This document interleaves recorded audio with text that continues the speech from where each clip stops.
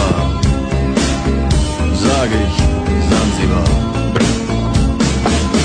Es war eine harte Überfahrt, 10 Wochen nur das Deck geschrubbt, hab die Welt verflucht, in den Wind gespuckt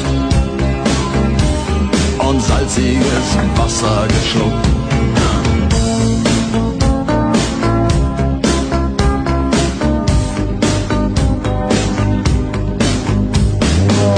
Als wir den Anker warfen, war es himmlische Ruhe und die Sonne stand senkrecht am Himmel.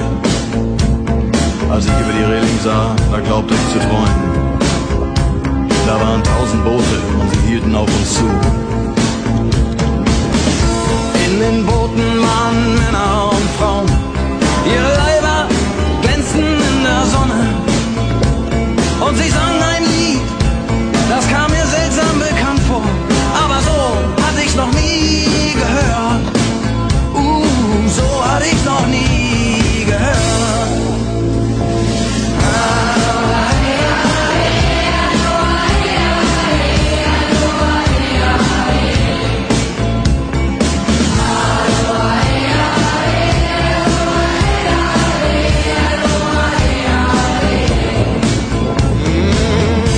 Ihre Boote machten längsseits fest und mit dem Wind wehte Gelächter herüber.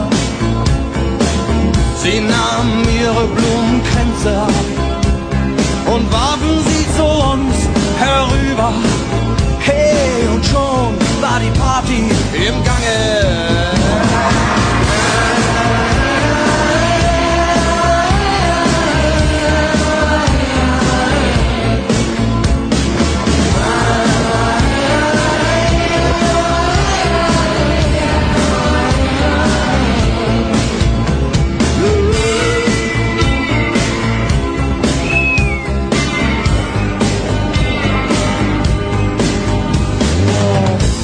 Das Paradies gesehen.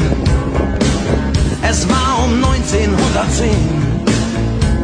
Der Steuermann hatte Matrosen am Mast und den Zahlenmeister haben die Gonokokken vernascht. Aber sonst waren wir bei bester Gesundheit.